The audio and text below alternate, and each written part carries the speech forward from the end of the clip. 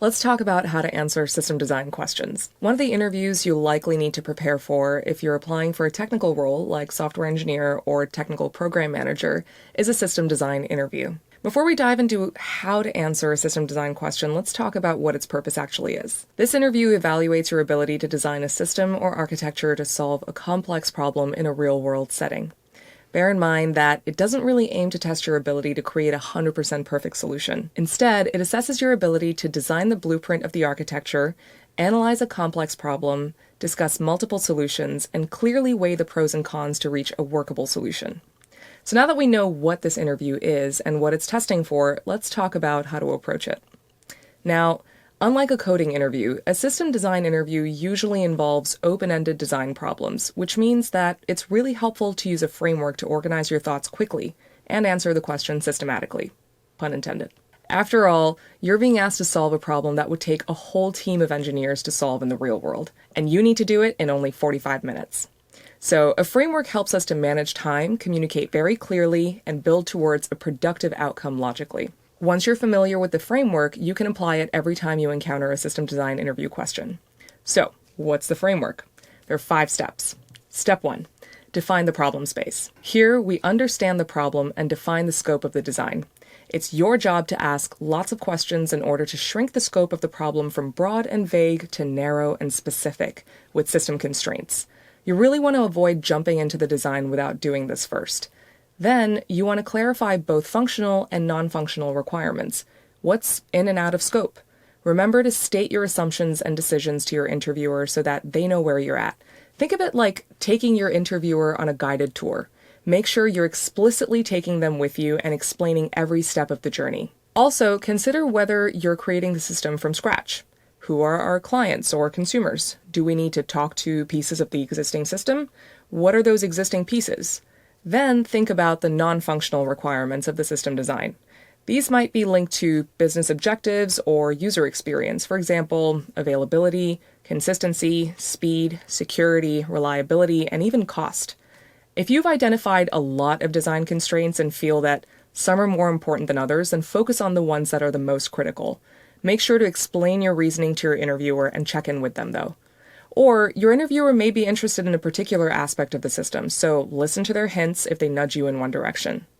Don't get bogged down trying to nail every requirement. You still need to move on to actually answering the question. Next, you might need to estimate the amount of data that you're dealing with, so you can do some quick calculations. For example, you can calculate storage size or bandwidth requirements. This will help you choose components and give you an idea of what scaling might look like later. You can also make some assumptions about user volume and typical user behavior, but as always, check with your interviewer if these assumptions match their expectations. All right, step 2. Design the system at a high level.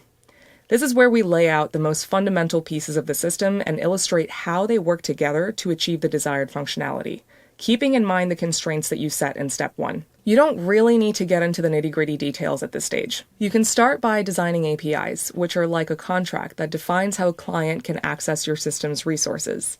Each system requirement should translate to one or more APIs. You can choose what type of APIs you want to use, for example, REST, SOAP, GraphQL, or RPC, and explain why. That's the important part.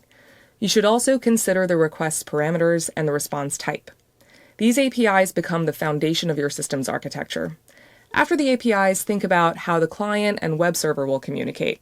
Then, using all these decisions, create a high-level design diagram. The diagram should act as a blueprint of your design and highlight the most critical pieces to fulfill the functional requirements. Use this diagram to show the interviewer how the data and control flow look like in your system.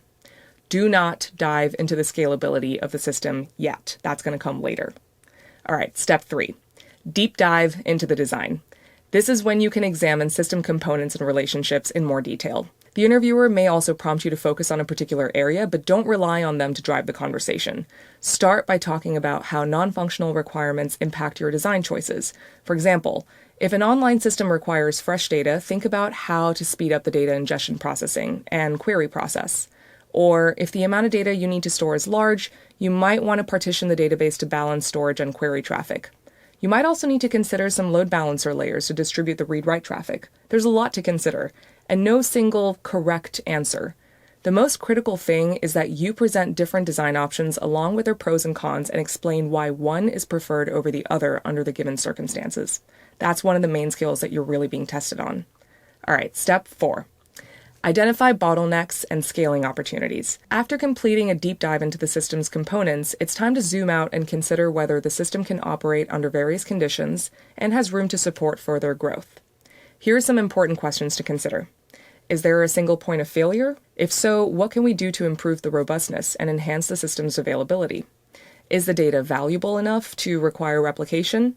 If we replicate our data, how important is it to keep all the versions consistent? Do we support a global service? If so, do we need to deploy multi-geo data centers to improve data locality? Are there any edge cases such as peak time usage or hot users that create a particular usage pattern that could deteriorate performance or even break the system? How do we scale the system to support 10 times more users? As we scale the system, we might want to gradually upgrade each component or migrate to another architecture. This is where knowledge of concepts such as horizontal sharding, CDN, which is content delivery networks, caching, rate limiting, and SQL/NoSQL databases is especially useful. Check out our other content to learn more about those. Step 5. Review and wrap up. Finally, this is the last step. It's time to summarize and list your major decisions with their justifications and any trade-offs in space, time, complexity, etc.